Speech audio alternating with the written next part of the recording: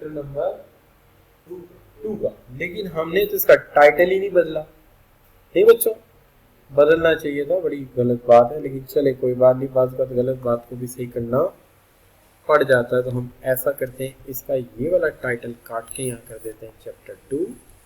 अच्छा मैंने सेव तो किया था रात यार, मुझे अच्छी तरह याद है, चलो हो जाती बात कर देती। अच्छा यहाँ शुरू कर देते हैं बच्चों। Slope of supply curve is, slope of supply curve is, अगर आप कहते हैं मैं चेक कर दूंगा, मैं दे दे साथ करने चलिए। तो slope of supply curve is, slope of supply curve जो है ना ये एब्सोल्यूट है, ऑलवेज पॉजिटिव है। डिमांड के कई केसेस के अंदर ना स्लोप में फर्क आता है, लेकिन आम हालात में सप्लाई की स्लोप ना तो रिलेटिव हो सकती है, कांस्टेंट सम टाइम होती, सम टाइम नहीं भी होती, और हाइपरबोला भी नहीं होती। आमतौर पे एक एब्सोल्यूट स्लोप होती है और वो पॉजिटिव तो लाजमी होगी। रिलेटिव एक नॉन इशू डाला गया है, यानी 5 यूज में बाद ऐसी टर्म डाल देते हैं। रिलेटिव होता है जब किसी से किसी को रिलेट कर दिया जाए, ठीक है ना। फिर रिलेटिव टू, यानी डिमांड का वर्ग इस तरह की होगी तो सप्लाई की इस तरह की होगी, अगर मैं ये कहूं तो ये रिलेटिव। अच्छा बच्चों, a fall in the price of substitute commodity will do which of the following? Substitute का असर जो होता है ना वो सेम होता है, याद है ना मैंने कहा सब्स्टिट्यूट सेम। तो अगर fall in the price of substitute आएगी तो डिमांड कब किस तरफ जाएगी, लेफ्टवर्ड, आपकी डिमांड में कमी आएगी, ठीक है। और कॉम्प्लीमेंट्री में क्या होता है, कन्वर्स। अगर ये कॉम्प्लीमेंट्री होती तो ये ऑप्शन होनी थी, ठीक है ना। अच्छा बच्चों आगे आगे कॉम्प्लीमेंट्री मैंने बता दिया। An increase in the price of complementary good will backward shift in demand, क्योंकि इस दफा क्या है इंक्रीज, और कॉम्प्लीमेंट्री में कन्वर्स होना है ना। कन्वर्स का मतलब क्या है, उलट होना है। तो जब उलट होना है इसका मतलब क्या हुआ कि अगर उसकी प्राइस इंक्रीज हुई है तो इसकी डिमांड डिक्रीज होगी। क्लियर बच्चों। So again B option. G4 equilibrium price is known as dash, you can choose more than one option। तो एक तो नो डाउट एक ऐसी सूरत हाल होगी जहां पर आप कहेंगे कि क्वांटिटी डिमांडेड इक्वल है किसके, सप्लाइड के, और ये वो पॉइंट भी है जहां पर सेलर और बायर आपस में एग्री है। भाई डिमांड कंज्यूमर कर रहा है ना और सप्लाई बायर दे रहा है, सॉरी सेलर दे रहा है, तो दोनों क्या है वो इस कीमत पर एग्रीड है, दोनों इस कीमत पर एग्रीड है, ठीक है जी। अच्छा, and price at which market clears, market क्या हो जाती है, क्लियर हो जाती है। ये लाजिम नहीं है, सम टाइम ऐसा होता है कि मार्केट जो है वो एक्चुअल वर्कफोर्स को पूरी तरह ला नहीं पाती, क्योंकि ये इसको हम उसमें ले जाते हैं imperfections, market imperfections, market imperfections. लेकिन आप ये कह सकते हैं कि यहां सरप्लस तो नहीं होता, ना सरप्लस होता है ना शॉर्टेज होती, तो हमें सी को भी इसमें क्या कर देना चाहिए, ऐड करना चाहिए, क्योंकि यहां ना तो सरप्लस होती है ना शॉर्टेज होती है, इक्विलिब्रियम है। लेकिन मार्केट क्लियर हो जाना ये लाजिम नहीं है। बाज़ औक़ात ऐसा होता है आप प्राइस इतनी कम कर देते हैं कि सेलर, इक्विलिब्रियम इतना कम होता है कि सेलर बेचने से भाग जाता है, स्टॉक में माल पड़ा होता है, तो मार्केट क्लियर तो ना हो। अच्छा बच्चों चले, if sales tax is imposed on a commodity generally first shift is off, अगर सेल्स टैक्स होगा तो पहला असर किस पे पड़ेगा, पहले सोचिए सेल्स टैक्स लगने से डिमांड पे असर पड़ेगा कि सप्लाई, सप्लाई पे असर पड़ेगा, तो किधर जाएगी सप्लाई कर्व, सप्लाई कर्व जाएगी लेफ्टवर्ड, क्योंकि कॉस्ट बढ़ जाएगी और प्रोड्यूसर का मुनाफा मारा जाएगा और वो खुश नहीं होगा और नाराज होकर सप्लाई को कम कर देगा। अच्छा बच्चों, if government announce subsidy on fertiliser to help formal it will, अगर गवर्नमेंट ने सब्सिडी दे दी, सप्लाई क्या होगी, राइटवर्ड चली जाएगी। क्यों? क्योंकि कॉस्ट कम हुई है, प्रॉफिट उसे ज्यादा मिला है, वो ज्यादा प्रोडक्शन करेगा क्योंकि उसे खाद और बीज सस्ता मिल रहा है, कॉस्ट कम होगी। तो सिंपल बात है, हम नहीं कहा था ना, कॉस्ट कम होगी प्रॉफिट ज्यादा होगा तो वो सप्लाई ज्यादा कर देगा और राइटवर्ड चले जाएंगे, ऐसे ही कहा था ना। अच्छा बच्चों, a ceiling price is set by regulatory authority which result you can choose as many option as possible। अच्छा बच्चों, सबसे पहली बात, ये सीलिंग प्राइस कहाँ होती है? ये सप्लाई है, इक्विलिब्रियम से नीचे होती है, ए यहाँ पर होती है सीलिंग प्राइस, इसको आप मैक्सिमम प्राइस भी कहते हैं। अच्छा, तो सीलिंग प्राइस है तो इससे क्या होगा, डिमांड ज्यादा होगी, सप्लाई कम हो जाएगी, तो क्या हो जाएगा, एक्सेस डिमांड हो जाएगी। ठीक है, और हाँ ठीक है, ये गलत है, ये नहीं होगा, प्राइस डिक्रीज होती तो फिर ठीक था, ए ऑप्शन, इसको क्या कहेंगे, एक्सेस सप्लाई। नो प्रॉब्लम बच्चों। हाँ, तो एक्सेस क्या चीज हुई,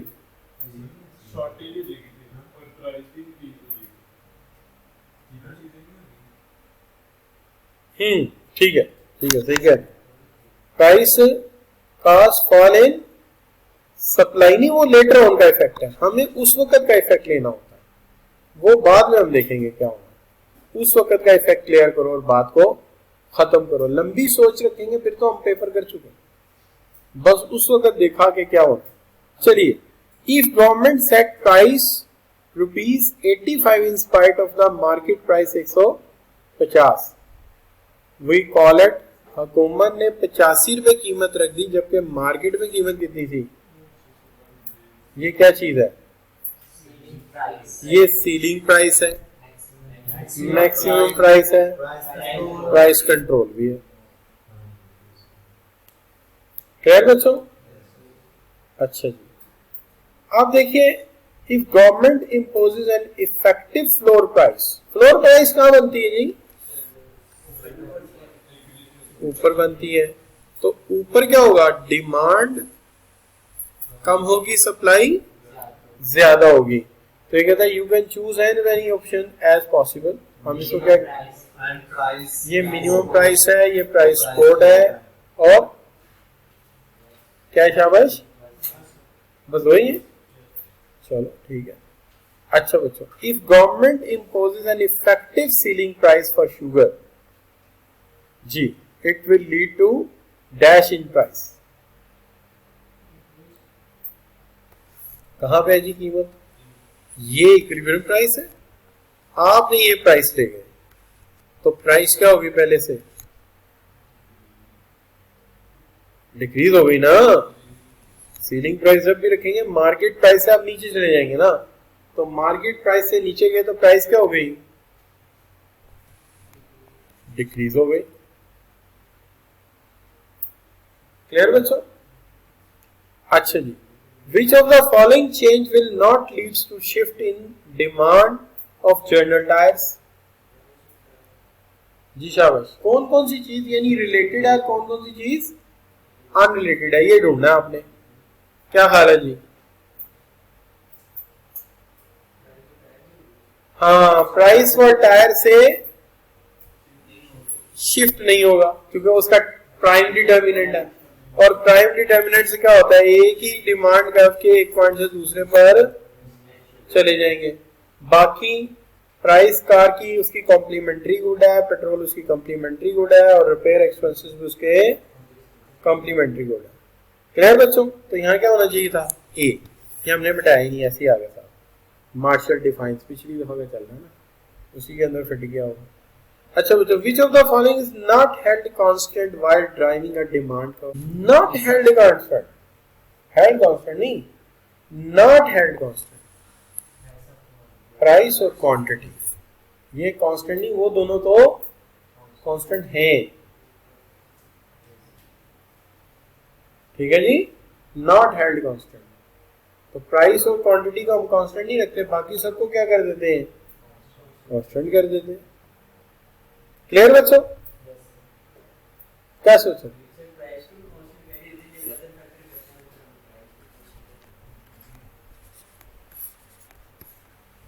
ऐसे ही हो रहा, प्राइस कम ज्यादा हो रही होती है, क्वांटिटी कम ज्यादा हो रही होती है, ठीक है जी। ये हो जाता किस में, लॉ ऑफ डिमांड के केस में। उससे पहले असम्पशन फर्ज करते हैं, अदर गुड्स की कीमत ना बदले, टेस्ट ना बदले, हैबिट ना बदले, वेदर ना बदले। याद है आपको? हाँ, डिमांड कर्व की बात हो रही है, हमने कोई क्या changing quantity demanded versus changing demand, ऐसी तो बात ही नहीं करी।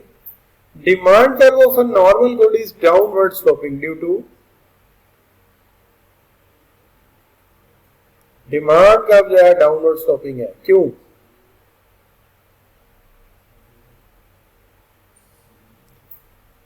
Customer drive less utility from purchase of, याद कीजिए वो जब ज्यादा क्वांटिटी से कहता है ले लो, तो आप कहते हो जब मैं ज्यादा क्वांटिटी लूंगा तो उसकी यूटिलिटी कम हो जाएगी, और जब उसकी यूटिलिटी कम होगी तो मैं कीमत भी कम दूंगा। इस लॉ को क्या कहा था आपने, law of diminishing marginal utility.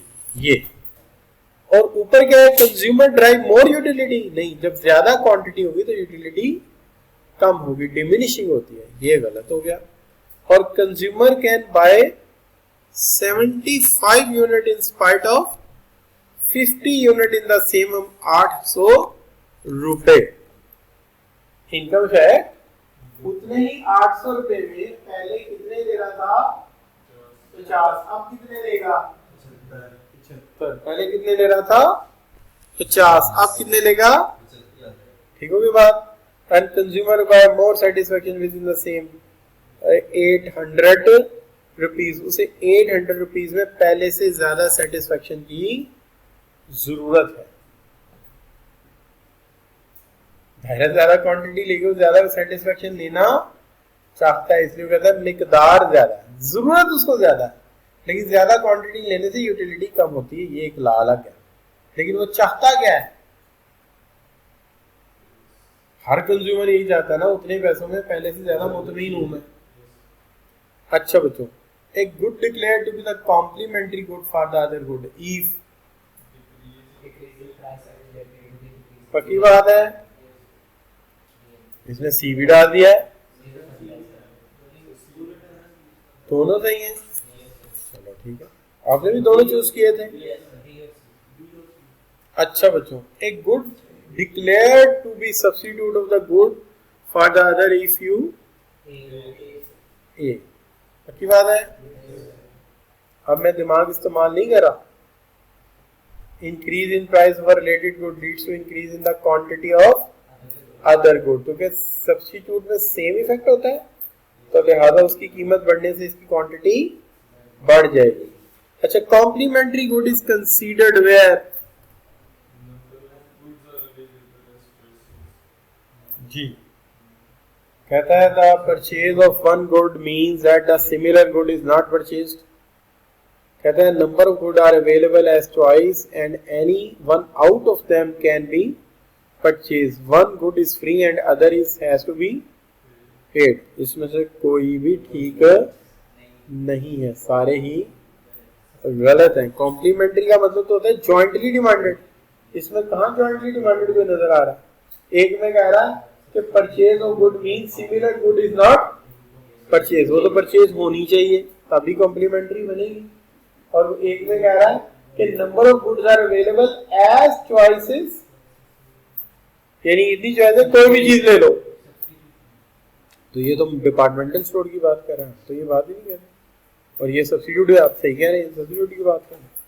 अच्छा बच्चों, which of the following change lead to outward shift in the demand curve, जी अगर उसकी क्या बढ़ जाए, आमदनी बढ़ जाए तो ज्यादा खरीदेगा, सीधी बात है, ठीक है जी। अच्छा, प्राइस फॉल होगी, नहीं वो शिफ्ट नहीं ना होगा, फिर आउटवर्ड शिफ्ट की बात करें। अच्छा बच्चों, demand curve is negatively slope because of dash. देखिए ये तो अभी बात हुई है ना, law of diminishing marginal utility की भी बात हुई है। अच्छा, कंज्यूमर विल अल्टरनेट का प्रोडक्ट, ये अल्टरनेट का सब्स्टिट्यूशन इफेक्ट है, और consumer bias same amount of good with in the same amount of money. नहीं, ये नहीं है, क्या होना चाहिए था, कंज्यूमर का more amount of goods in the same amount of money, फिर इनकम फैक्ट बनना था, लिहाजा बी और सी बनेंगे। तो यहां लिख देते हैं बी एंड सी, ये वो हमारा पुराने वाला ऑप्शन चल रहा था। हाँ हाँ पूछ लो, कोई मसला नहीं है, क्योंकि पहले वाला जो है कंज्यूमर उतने ही पैसों में ज्यादा मिकदार खरीदे, और यहां तो सेम मिकदार खरीद रहा, लिहाजा ये ऑप्शन ही गलत हो गया। अच्छा बच्चों, during the year a flood destroyed the major part of agriculture land used to produce rice, what would be the short run effect on the supply diagram for rice? Flood ने फसलें तबाह कर दी, जमीन तबाह कर दी, सप्लाई कर्व किधर जाएगा, inward चला जाएगा, बिल्कुल सही। अच्छा बच्चों 20, the shift diagram below, which one is the reason of its among the given as option you can choose more than one option? जी शब्द क्या मतलब, बिल्कुल ठीक है, अगर सब्स्टिट्यूट की प्राइस डिक्रीज हुई, क्योंकि ये सब्स्टिट्यूट में सेम असर होता है ना, इंक्रीज हुई तो क्वांटिटी इंक्रीज हो जाएगी, और दूसरी तरफ कॉम्प्लीमेंट में क्या हो, डिक्रीज हो तो फिर ये डिक्रीज होगी। क्लियर बच्चों? अच्छा 21 जी, सप्लाई कर्व आ गया। The shift in diagram below, which one is the reason of its among the given option? You can choose more than one if required. जी, टेक्नोलॉजी एडवांसमेंट से कॉस्ट कम हो गई होगी और मुनाफा ज्यादा, क्योंकि आपको याद है टेक्नोलॉजी की मैंने दो बातें पढ़ाई थी। टेक्नोलॉजी एडवांस होने से कॉस्ट कम होती है, क्योंकि मटेरियल कम लगता है, आपकी किताब में भी ऐसे लिखा है, और आउटपुट ज्यादा होती है, जी सप्लाई ज्यादा हो जाती है। और मैंने ये भी कहा था कि नए प्लांट की स्पीड ऑफ प्रोडक्शन ज्यादा होती है, और जब उसकी स्पीड ऑफ प्रोडक्शन ज्यादा होती है तो वो ज्यादा प्रोड्यूस करेगा, सप्लाई ज्यादा हो जाएगी। क्या हाल है? लेकिन increase in the price of product होता है तो फिर तो शिफ्ट होता ना, हाँ, और फिर अगर increase in the price of raw material होता तो रॉ मटेरियल महंगा होने से कॉस्ट बढ़ जाएगी, और अगर लेबर की वेजेस बढ़ गई तब भी कॉस्ट बढ़ जाएगी, मुनाफा कम हो जाएगा और सप्लाई लेफ्टवर्ड जाएगी। तो ये तो दोनों लेफ्टवर्ड के ऑप्शन, ये वाला भी और ये वाला, और ये movement along the supply curve. Clear बच्चों? डन हो गई बात?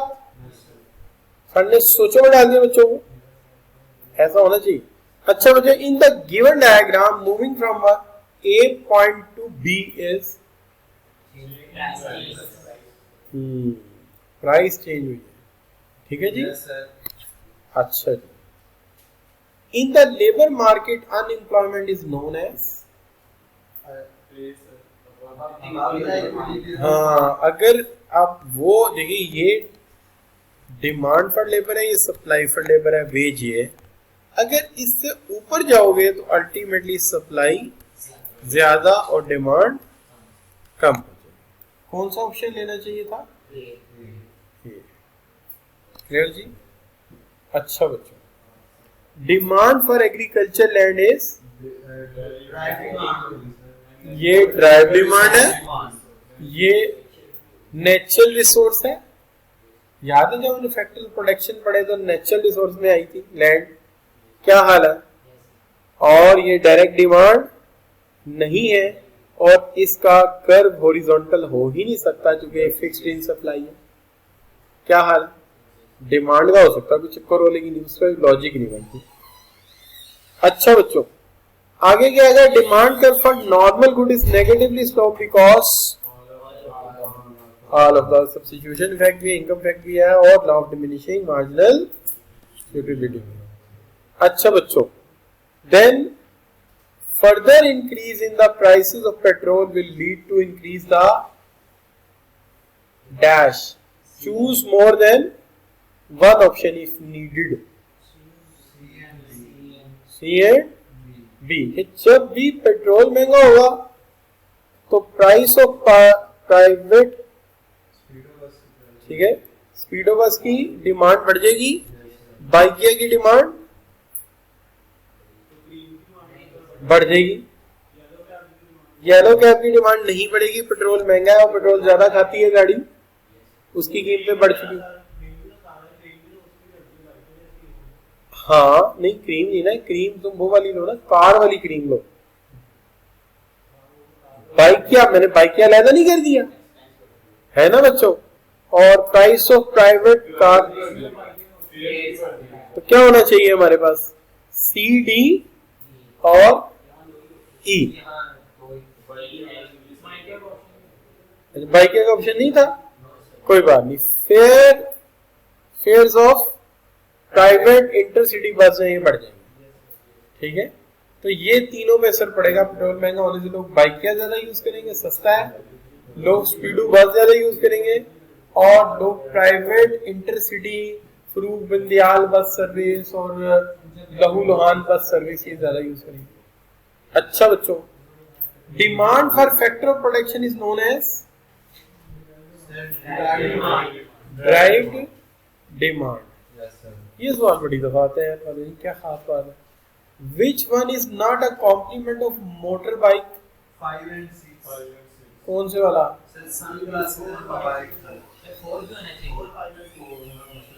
फोर भी बाइक में तो सनग्लासेस बहुत जरूरी है, आंखों में मट्टी पड़ती है। सिर्फ एक ही चीज है, कौन सी? 6 के बाइक के साथ मोबाइल फोन यूज बिल्कुल ना करो, एक्सीडेंट हो जाएगा। हेलमेट होना चाहिए, हैंड फ्री होना चाहिए, ताकि अगर किसी की जरूरी कॉल आ जाए तो सुन ले। और सन ग्लासेस भी होने चाहिए, और पेट्रोल भी होना चाहिए, स्पार्क प्लग भी होना चाहिए, और टायर भी होने चाहिए इसके साथ। क्या कहता है? हाँ, खाली मोबाइल नहीं ना, क्या आप स्मार्ट मोबाइल पकड़ के जा रहे हो गड्डी ठोकने के लिए? हैंड फ्री जरूरी है। हाँ। नहीं, हैंड फ्री से नहीं होता चला। हमारी अपनी इकोनॉमिक्स है यार, हम चलान नहीं काट रहे। अच्छा बच्चों, if price of Nescafe falls it will effect as दिशाबाश। हाँ, क्योंकि उसकी वजह ये कॉफी हमेशा ज्यादा निकोटीन देती है, अगर सस्ती हो जाए तो लोग कॉफी की तरफ ज्यादा जाएंगे जी। और दूसरा, माशरे में एक मुकाम भी मिलेगा उन्हें, कॉफी पीते शशका भी है। If price of goods falls and resultantly it demand falls as well. अगर किसी चीज की कीमत गिरने से उसकी डिमांड गिरती है तो वो कौन सी चीज है? Inferior good. क्लियर बच्चों? A quantity of commodity which hold by a supplier and not willing to sell is called stock. अच्छा बच्चों, नॉर्मल एंड इंफीरियर होती है, सुपीरियर कोई नहीं। सिर्फ वो होती है जो जिसको हम कहें डिस्टिंग्विश गुड्स, हमने पढ़ी थी, रोलेक्स की घड़ी, रोल्स रॉयस जी।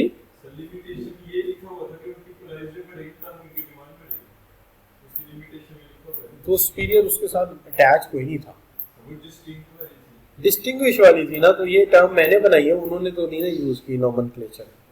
मेरा अंदाजा है कि इसको ये कहा जा सकता है, लेकिन उन्होंने नहीं कहा, किताब में नहीं है। इंफीरियर का नहीं, उसका प्राइस के साथ भी होता है। इसकी मिसाल दी थी मैंने, याद है तुम्हें? मैंने मिसाल दी थी कि तुम रोजाना बस पे जाते हो, ठीक है, 100 रुपया रोज का घर वाले देते हैं, 5 दिन जाना होता है, तो घर वाले 6 दिन आते तुम तो 600 रुपया मिलेगा तुम्हें। अगर 50 रुपए कर दिया हुकूमत ने तो तुम 4 दिन जाओगे। पहले कितने दिन जाते थे? 6 दिन। अब कितने दिन जाओगे? 4 दिन, बाकी दिन क्या करोगे, कैब बुला लोगे, रोज बस पे कौन रखेगा, एक आध दिन नहीं ऐसी कर देंगे। इसी तरह रोजाना तुम टोटा चावल खाते हो, कौन सा चावल, टोटा चावल, तो टोटा चावल तुम रोज खाते हो, ठीक है, 5 दिन खाते हो, चावल की कीमत आधी होगी तो क्या करोगे, टोटा खाओगे, आप कहोगे नहीं, इसके पैसे बचाओ और एक दिन साबुत चावलों की बिरयानी खाओ, इसके सस्ते होने से उसे कम खरीदेंगे, ठीक होगी बात। अच्छा बच्चों 32 supply curve of the perishable good is vertical, ठीक है ना, आपको याद है कि इस तरह करके हमने कहा था 10 ट्रक टमाटर के आ गए, ठीक है, और डिमांड पे ज्यादा बेस करेगा, अगर डिमांड ज्यादा होगी कीमत ज्यादा हो जाएगी, डिमांड कम होगी तो कीमत कम हो जाएगी, याद है आप लोगों को। अच्छा बच्चों अब आगे बात कर जी, if there is increase in the income of consumer while demand for product falls inferior, तो ये दोनों में आ सकता है, ठीक है, प्राइस के हवाले से भी डिस्कस होता है और इनकम के हवाले से भी। अच्छा बच्चों वैसे भी एक बात सुनो ना, मैंने शुरू में पढ़ाया था जब किसी की प्राइस कम होती तो रियल इनकम ज्यादा होती है, तो आप बोले नहीं इसका इनकम से ताल्लुक है प्राइस से नहीं है, तो जबकि शुरू में पढ़ा था प्राइस के कम होने से क्या होती है, रियल इनकम ज्यादा होती है। अच्छा बच्चों the government of Foxland increases the sales tax by 5%, ठीक है, and offer 5% subsidy on the same product, the supply curve is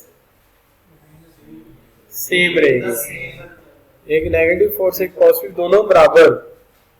अच्छा बच्चों 35 the government of the folks, ये होगी ना, अच्छा 36 which of the following will lead to rightward shift of supply curve, technology हम पहले कर नहीं चुके, तो दोबारा आ गया। अच्छा इफ, अच्छा लिखा और तरीके से होगा ठीक, if price of a commodity Z increases which substitute of commodity Y, then demand for Y क्या होगी, आउटवर्ड शिफ्ट हो जाएगी, क्योंकि इसमें असर सेम होता है। जी बच्चों कुछ अफाका हो गया है।